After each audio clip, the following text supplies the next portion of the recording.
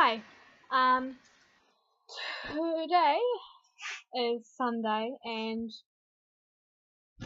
I haven't uploaded a video in a while, so I thought why not tonight? Because I actually decided to do a video tonight because someone commented on one of my other videos for the first time and it made me inspired to do another video tonight, so thank you, London Phillips. So basically in this video I was just going to tell you some of my favorite books and movies because who doesn't like books and movies? So I was gonna go with books first, and if you've read or seen any of these, let me know in the comments and tell me what you thought of them. I'm 90% sure no villains are gonna come up at any point, but I'm not 100% sure. So if they do, I'm either going to get edited out or say something hilarious. I'm just gonna edit it out. Okay. I'm going to start with the books. And these aren't necessarily in any order because I don't have a number one favourite book. So first I'm going to show you Love, Rosie by Cecilia Ahern. Yeah. It was made into a movie last year. And that's the only reason I read the book, because it was going to be a movie. I didn't realise how much I was going to love the book.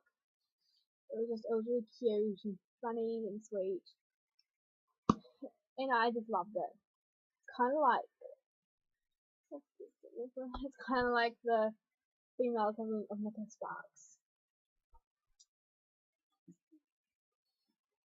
Next, Pretty Little Liars, because I'm just obsessed with these books, and I finished them last year when the last one came out, and it's probably my favorite book series ever.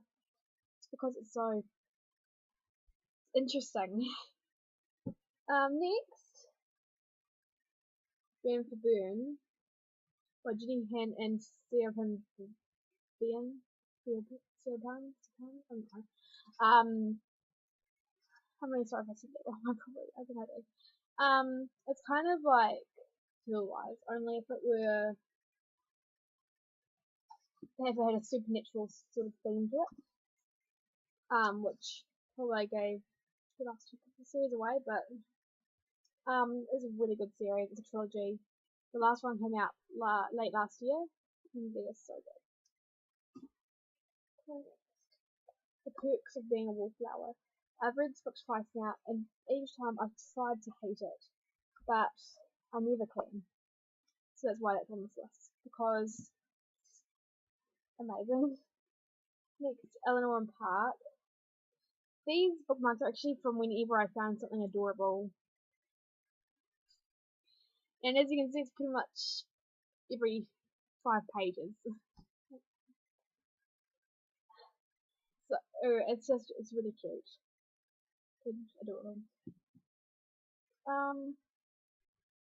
Next, All the Bright Places by Jennifer Niven. This is the first book, I think, and it came out early this year, and it's so good, and it's so sad. I love it so much. I'm gonna get something else right here. I'm gonna enjoy my walk while I do it.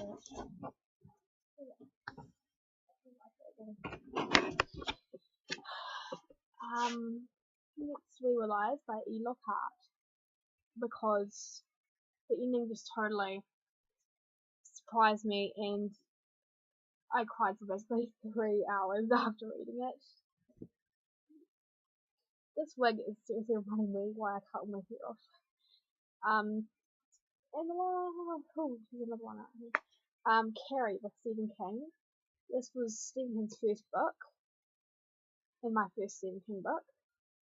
And apparently he was going to stop writing it, and he threw out the pages, and then his wife read them and said that he had to make it a novel.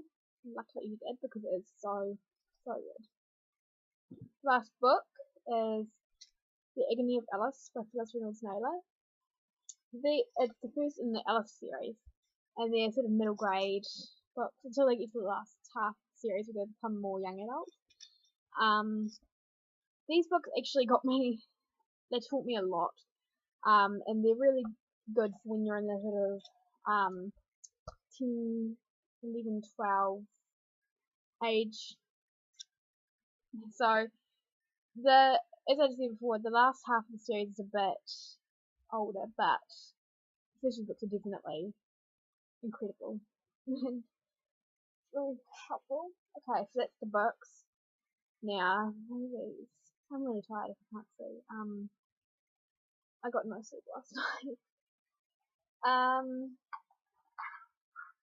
I don't actually own my favourite movie at this particular now, and it's my favourite movie ever, just because I don't know what I'm doing with my hands right now. So it's just so good, and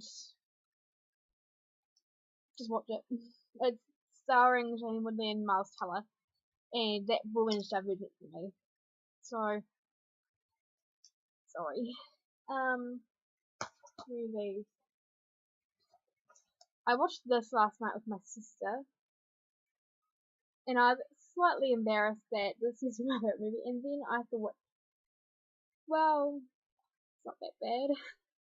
I mean, it's definitely embarrassing to watch now, and it's definitely a lot cheesy, but it's really fun to watch sometimes.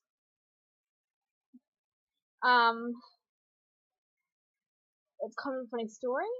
I watched this before reading the book because this was on sale, and I loved it. And then I read the book and I loved it. So read both the book and watch. Don't read the movie. You can't read the movie. Read the book. Oh, this is Band-Aid. This is. Don't ask. Shaving accent. So. Anyway, it's really good. It's definitely a funny story. Next is The Perks of Being a Wallflower, and I bet you knew I was going to put that on the list because of this being on the book list, but it's one of the best book to movie adaptations I've ever seen, because it's so true to the book. I mean, they couldn't put all the content from the book into the movie, but they definitely did a really good job of it. And the casting was really good. There's a picture of them all. And that's Sam, and Mary Elizabeth, and that's Patrick, and that's Charlie, Alice, and Bob, and they're all in there. So. Then Easy A. I watched this with my sister as well. She's 11. So you probably know Great Big Sister. It's really funny, and it's a really good comedy, but just don't watch it with anyone young, really young, maybe, because it's got some content in it. Next is Juno, which is one of the funniest movies that we've ever seen, and one of the cutest movies I ever saw. And it has a great soundtrack, great casting. It's really cool.